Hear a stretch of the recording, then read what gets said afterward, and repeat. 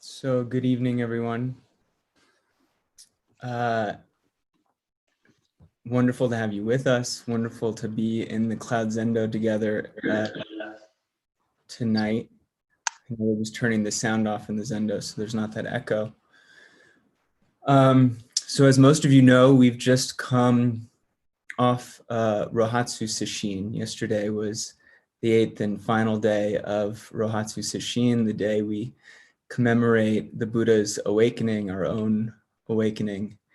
And some of us sat through the night. Some of us have been sitting for the week of Rohatsu and are now in the arena, in the space of integration, bringing a fresh mind, a fresh heart to the world and to the troubles and the difficulties of our world and our communities today. And it's a great pleasure, a real honor to have Konda Mason with us tonight, sharing her wisdom, sharing her practice with us this evening.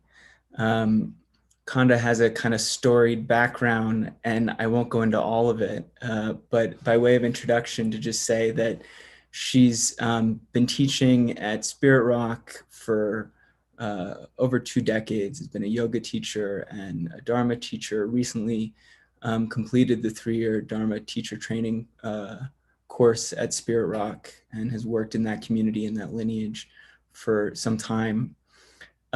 She's also been a kind of powerhouse in the Bay Area and in the world of bringing purpose-driven, kind of spirit-driven work of business into the new century, into the millennium. I knew her work first through the Impact Hub in Oakland, where kind of these cutting edge community groups and new businesses came together to work alongside one another and to share their experience and their insights.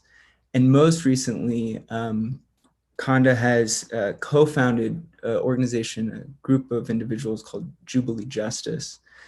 And one of the initiatives that she started within that group has been to bring SRI rice, or this kind of organic, nutrient-rich rice, to a community of Black farmers in the South, a community that has been historically and systematically disenfranchised, stripped of their land, and to create this kind of rejuvenating vision, process, project. And I've had the great pleasure of working with her just a little bit around that, and the joy of just being in community and in practice with her. So Konda, it's really wonderful to have you here tonight. Thanks for taking the time and joining us in our Cloud Zendo. And we'll begin with the 4 vows. We'll begin, with the verse before the Dharma talk, and then the floor is yours.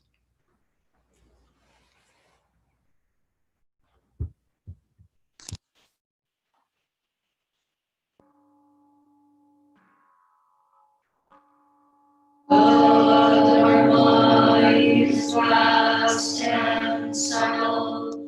We now have the chance to hear it, study it, and practice it.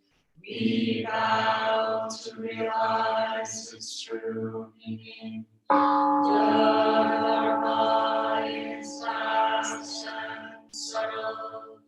We now have a chance to hear it, study it, and practice it.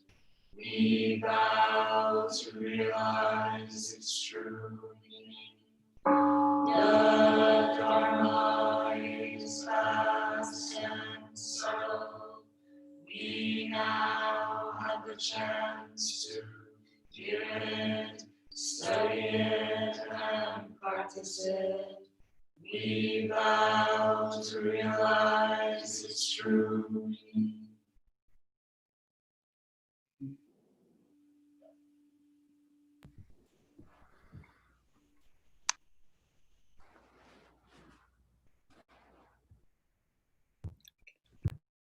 Is this my turn? Yeah, go ahead, Konda. It's all you. So, thank you, first of all, for having me. I'm just really honored to be a part of this community for this evening. And yeah, I realize that you all are coming off of 7 days of intense practice, and I hope that is not too much of a jarring talk about the reality of life out here along as we live it, and with the hopes of how we really want to live it. And so I want to begin by a land acknowledgement, which is what I like to do. And I'm in right outside of Boston, Massachusetts right now in a place called Weston, and the Wampanoag Nation is the land that I'm on. And so I just call in the wisdom of the indigenous people whose land that I am on right now. And I just invite us to take a breath.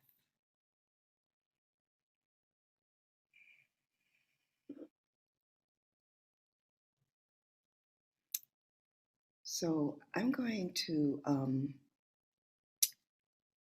to take us back, way back. I'm going to start like 13.8 billion years ago to the Big Bang, when hydrogen started to form stars and galaxies. And then later, approximately 4.6 billion years ago, our solar system came into being. And by the way, this is an incredible fact that there are over 100 billion galaxies in the observable universe. And our galaxy, the Milky Way, it contains around 30 billion planets. So that's just a little information. But now we're going to fast forward to only 4.54 billion years ago, when our Earth was formed from this solar nebula and volcanic gases.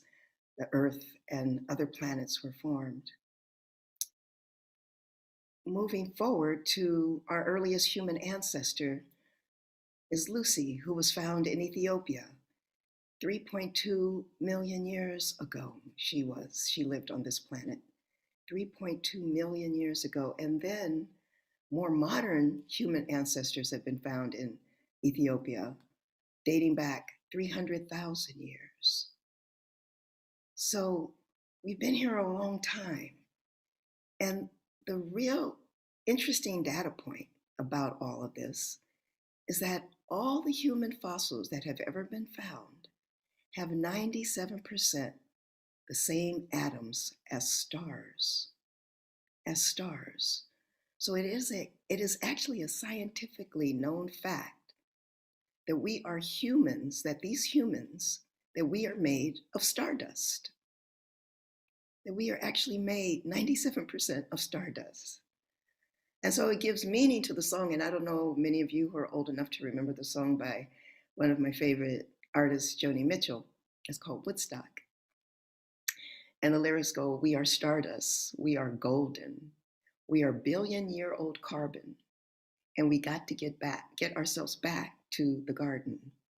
That's Miss Joni Mitchell talking about that. We are stardust. So what does that say about who we are? And I wonder if we could understand our lives in this grander context of existence. How would we live on this planet? How would we live with each other? So I'm going to go into a personal story about myself as a child. I was basically a really happy child. I came from a really beautiful home, a loving home, one of the fortunate people. And I was, filled with the mystical sense of childhood. I loved the notion of God. I loved my Baptist church. I sang in the church, but not as a little kid, but I loved all that stuff. And at night, when I would go to bed, this is something that I never told anyone. I'm just telling this to people recently. But at night when I would go to bed, I'd lay in my bed, and not every night, but most nights, I would turn into particles. it was like I would close my eyes and I'd become particles and I'd be above my bed. And it was at the same time both exhilarating and frightening. And so there were times when I would, summon myself back to my body, and other times when I just hang out. And that went on for many, many, many years. And it was like this secret that I had. And so at the age of 12 is when my family moved. A big move took place in the age of 12, at the age of 12. I had been living prior to that in an all Black and Mexican neighborhood, right at the center. We were right at the intersection of Mexicans on one side and Black folks on the other side, and that's where I grew up.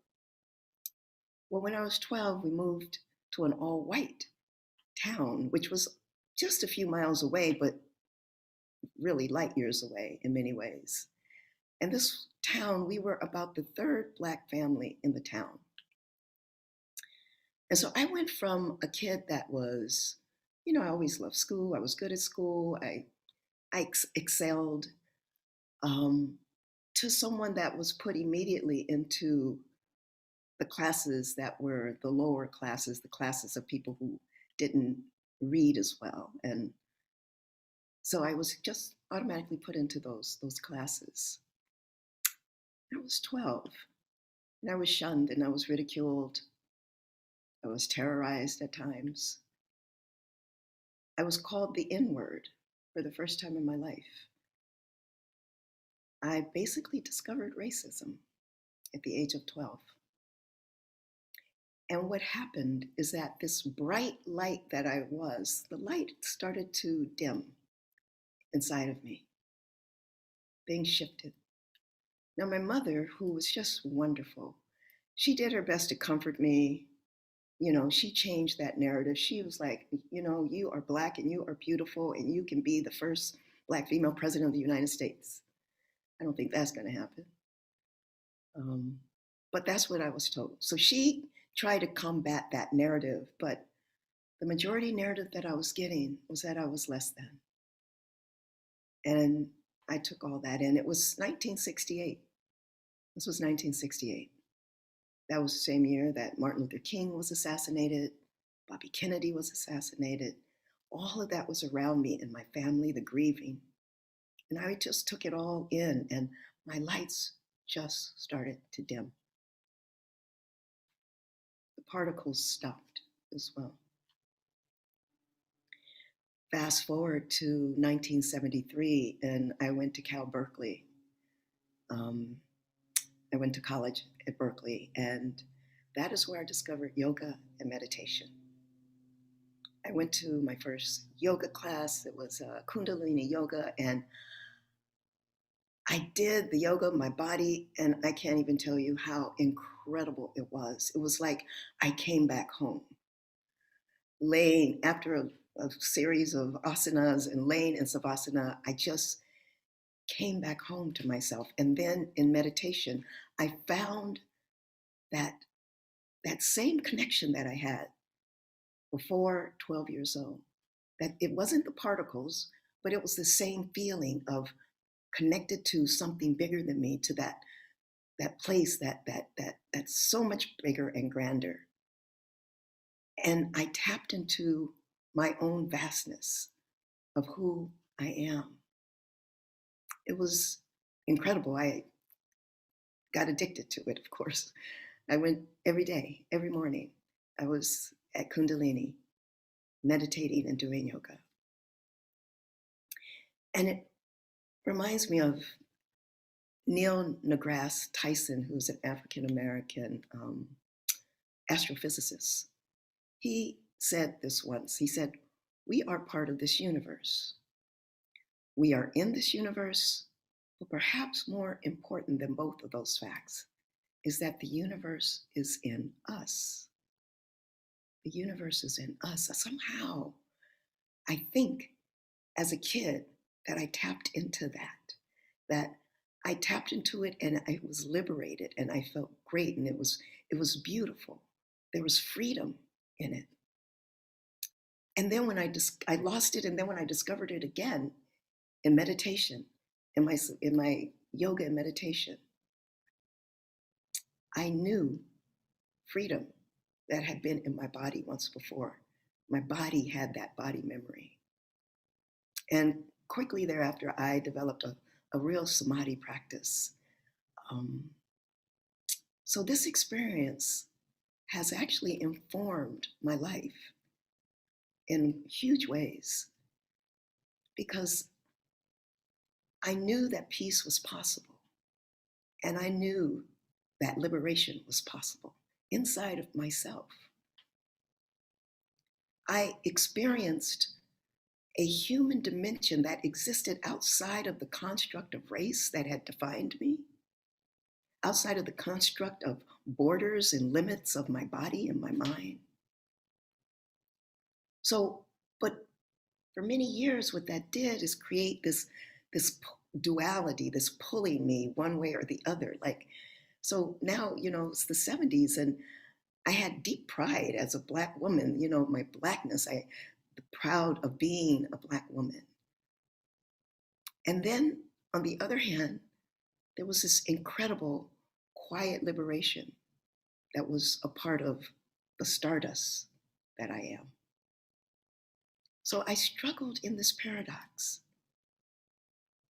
the paradox of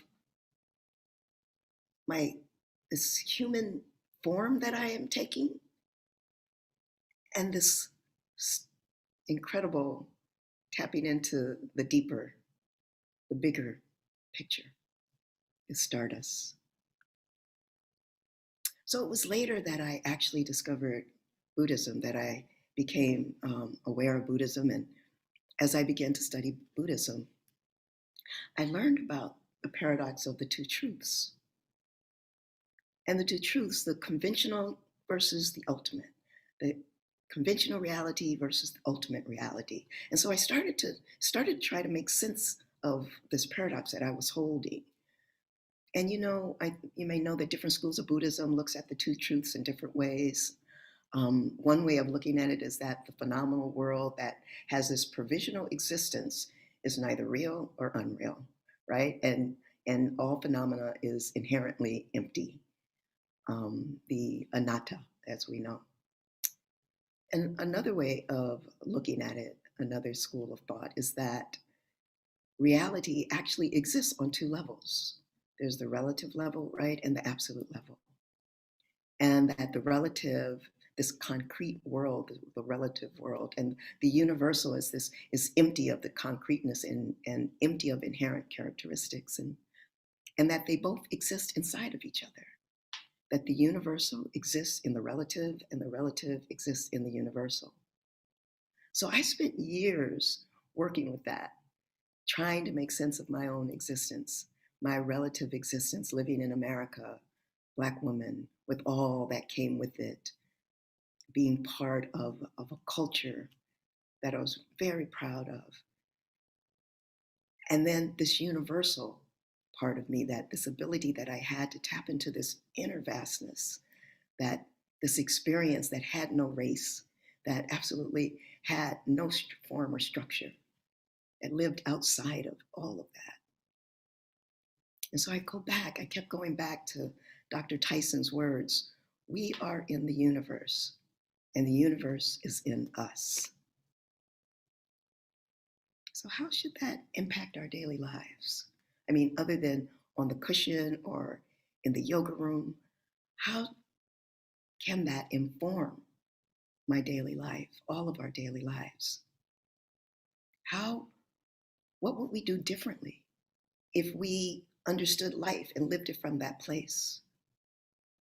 And I really wonder if I would have been a 12-year-old whose lights were extinguished by the events of racism in America. The way I see it is that we are actually a part of an evolutionary impulse of the entire cosmos to transform from who we are and what we are to who and what we are constantly becoming. Just like the solar nebulae that created the earth, we are constantly becoming. That this human form is a process. Nothing is static, that we are verbs instead of nouns, and that we are not the same today, who we are today, as who we were yesterday. And I know that this community is fully aware of that. Everything is in a permanent state of impermanence. A permanent state of impermanence. That the atoms that we are made up of are composed of mainly space. That there's very little matter. And that matter really doesn't matter much because it's constantly moving and changing and transforming and appearing and disappearing, creating seemingly solid structures like humans and mountains and tables and races, and all of it seems so solid, but yet it's just phenomena rising and passing away. And that all life, as we experience it, and all phenomena inherently has built within it this state of impermanence and this state of inherent emptiness.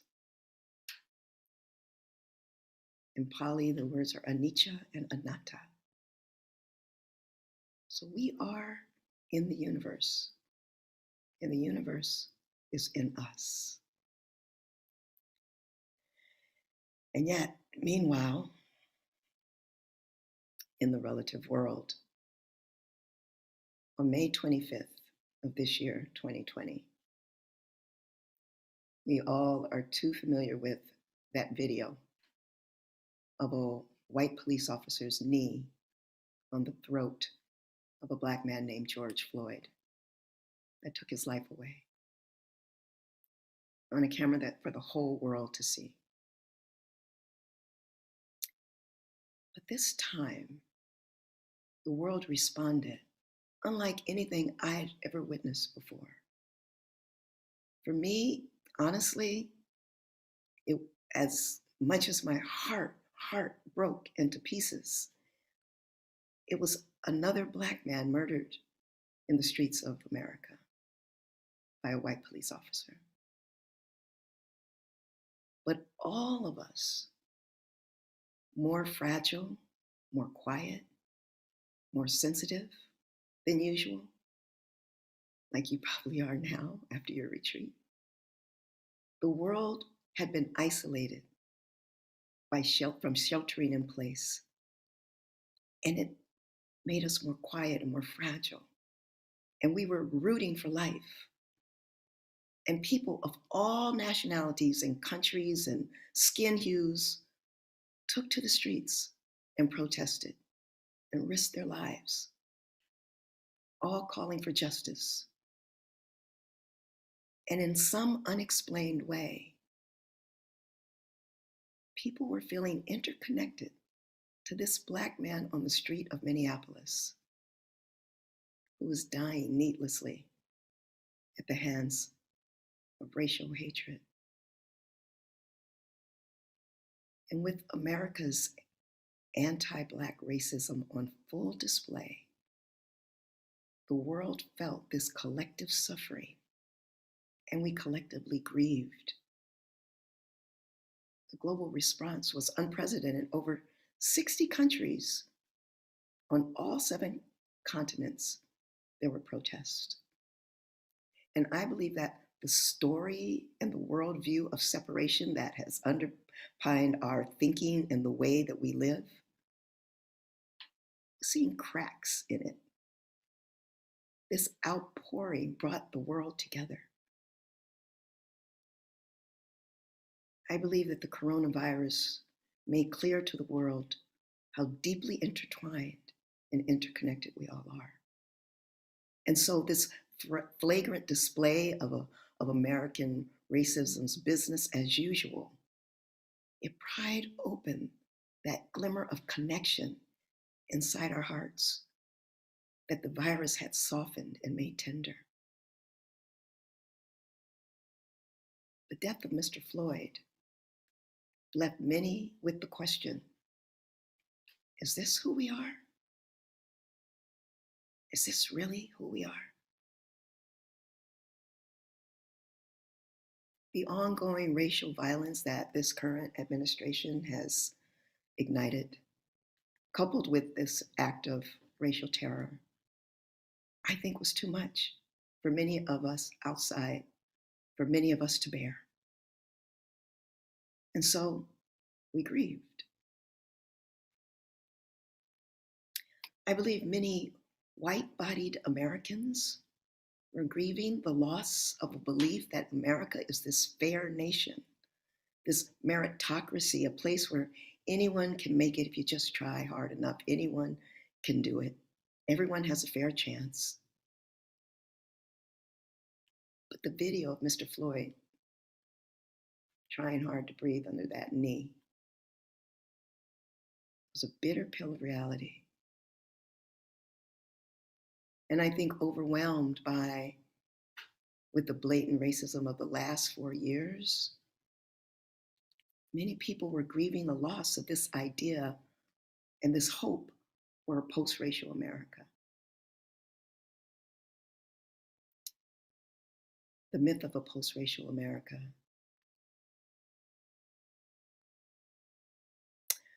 I think, on the other hand, Black and brown-bodied people, they were not grieving for something lost, but they were grieving for what we never had, for the fair opportunities that we never had, for the good schools and green spaces that we never had, for the healthy food in our neighborhoods that we never had, the fair housing and good jobs, for the opportunity to just live a fulfilled life based on who you are and not the color of your skin, for the safety of our Black bodies that we never had, for the pursuit of life, liberty, and justice. Our people were grieving for the American promise we never had. But together, we were all suffering and grieving from the double pandemic of the novel coronavirus and the age-old pandemic of racism in America. And so the result is that everyone was suffering. Everyone's suffering. Black and brown bodies were dying in hospitals and in streets of America, and disproportionately at alarming rates. And we were all suffering. We were all grieving. You know, the Buddha's teachings of the Four Noble Truths, the first noble truth, that life is dukkha, right?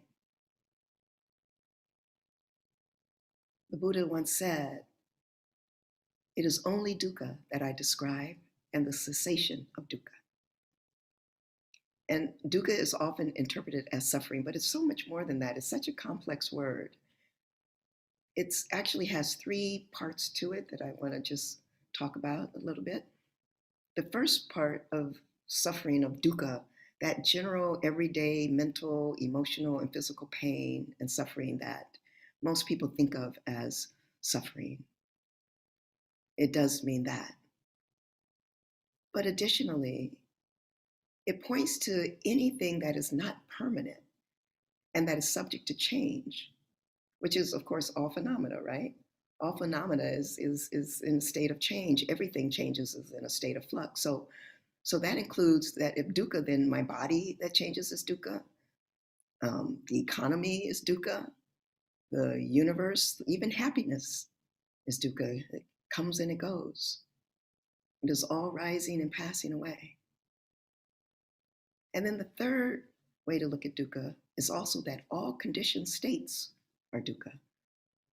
All phenomena is dependent on other phenomena. It's dependent, conditioned. It's conditioned on the other thing. Everything affects everything else and is interconnected. And of course, that gets into dependent origination, which we won't be talking about, but all of that, according to the Buddha, is dukkha. And of course, the second noble truth is the cause of dukkha, that there's a cause. And on the personal level, it's that clinging that we clinging to something that is ever changing. Something that is ever changing creates dukkha for us, trying to hold on to something that's ethereal, that slips through your hands. On the collective and the societal level, we humans, we've created causes and conditions that create great suffering for ourselves and each other. Many of the systems and institutions that we've built, we know are collapsing around us. We are facing a health, an economic, environmental, and social crisis of epic proportions. Our economic institutions at the core are financial systems that are based on extraction, excessive greed, and maximization of profits at any cost. Is currently putting under threat most everything we hold precious and sacred. Our social institutions. We've created institutions based on ideologies that places one group of people above another, creating essentially a caste system. I don't know if you're familiar, but incredible African-American woman writer Isabel Wilkerson just wrote a book called Caste. It's brilliant. And she points to the fact that in America, our caste system is based on race. So our institutions and systems are based on harmful ideology of hierarchy, racial hierarchy, gender hierarchy, heterosexual hierarchy, ableism hierarchy, and the catch-all species hierarchy, where humans are over and above all other species in the earth. But if I am in the universe and the universe is in me, then I am in Mr. Floyd and Mr. Floyd is in me. And collectively and spontaneously, somehow we tapped into that. And perhaps I think that just perhaps the upside of this coronavirus has created the conditions for people to just collectively pause, to stop everything, to be stiller than usual, to be quiet, to hear our own hearts beating, to recognize ourselves in each other, and to tap into that universe within us. And this is a perfect time for us to embrace a pathway towards repair, beginning with ourselves. How do we repair our own hearts that have been so broken? Perhaps we begin with self-forgiveness, allowing ourselves to make mistakes. And I wonder, is it possible that we can keep our hearts open as we did that week in May and the weeks that followed with the events in Minneapolis? Can we keep our hearts open in light of all the dukkha, the harm?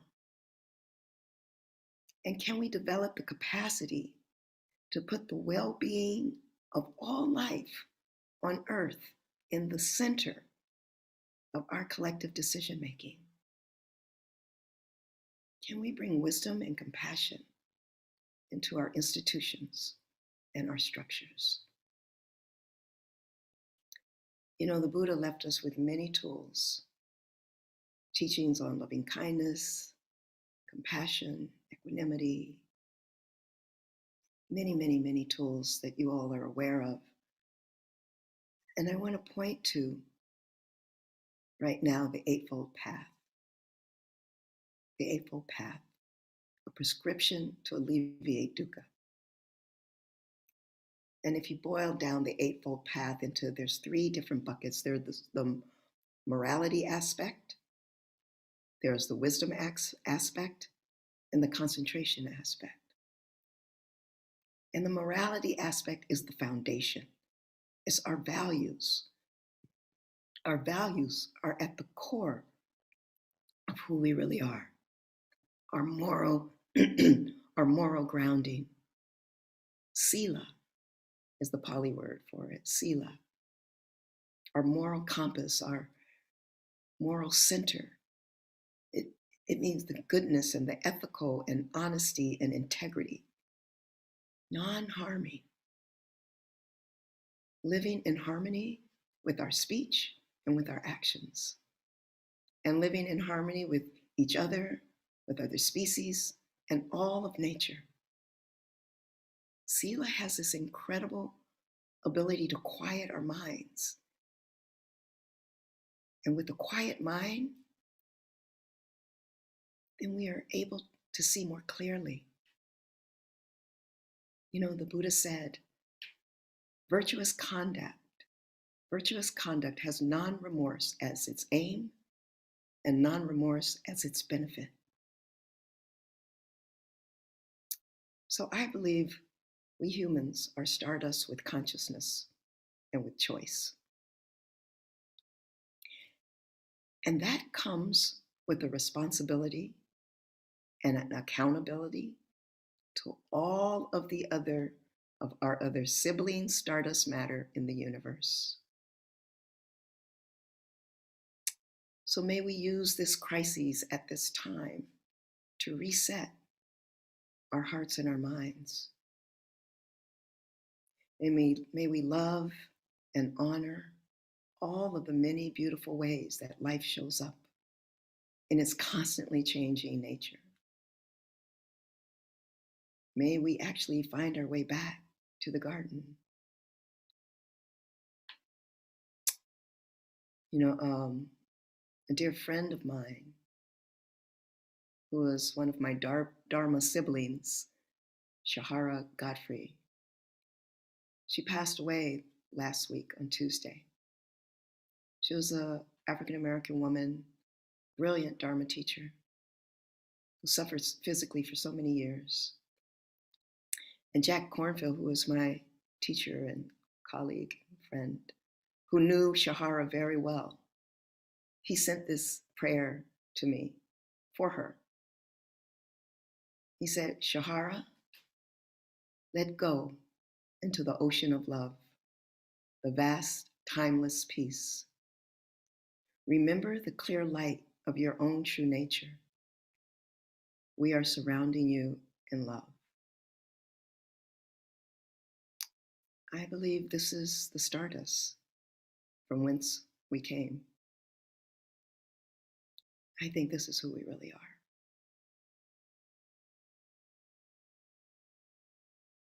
Thank you for your kind attention. Thank you so much, Konda. We'll chant the 4 vows together, and then I'll say a few words in closing.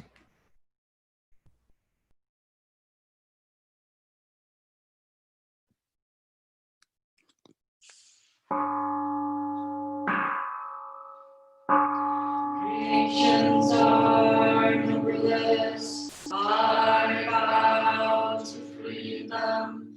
Delusions are inexhaustible, I vow to transform them. Reality is boundless, I vow to perceive it. The awakened way is unsurpassable, I vow to embody it. Creations are numberless, I vow to freedom. Delusions are inexhaustible, I vow to transform them. Reality is boundless, I vow to perceive it. The awakened way is unsurpassable, I vow to embody it. Creations are numberless, I vow to freedom. Delusions are inexhaustible, I vow to transform them. Reality is boundless, I vow to perceive it. The awakened way is unsurpassable, I vow to embody it. Let me respectfully remind you, life and death are of supreme. Time passes swiftly and opportunity is lost. Let us awaken, awaken, take heed. Do not squander your life.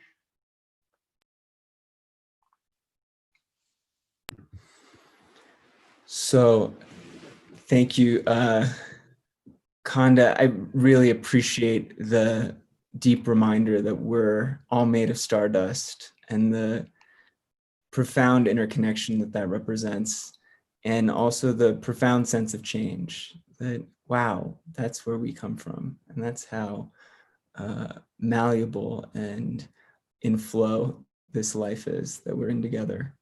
And I really appreciate you reminding us that in this pandemic, we're all rooting for health and for healing in a way that's kind of rare for us, that we're so conscious of the tenuous nature of this life. And we're really rooting for the health of our bodies, but also of our society. So there's this opportunity we have that you're pointing to us to take advantage of, to really shift how we greet each other, which is a powerful reminder as we come out of Rahatsu and step into our everyday lives and everyday work. So deep gratitude for joining us this evening and for your work in the world, your healing that you bring into the world every day. I want to remind everyone who's joining us that we'll have another Dharma talk next week. I'll be sharing on Wednesday evening. We also have Ease and Joy of Mornings on the 20th, which is kind of a wonderful way to step into practice if you're newer to Zen practice. If you weren't with us for Rohatsu Sesshin, which is kind of our long and deep silent retreat, Ease and Joy of Mornings is a few hours of shorter periods of sitting and of reflecting on kind of the very basics of Zen practice. So take a look at that and join us. And as always, we invite you to share generously, to give back if you're able, to Konda for sharing the Dharma with us. I believe we'll put a link in the chat box on YouTube. You know, it's a rare thing to connect this way in the cloud together and from across the country, from Boston to Santa Fe. And I'm just really grateful tonight that I know in other times we may not have been able to be together like this, but that we were all able to share this practice. So thank you, Konda, and thank you everyone for joining us.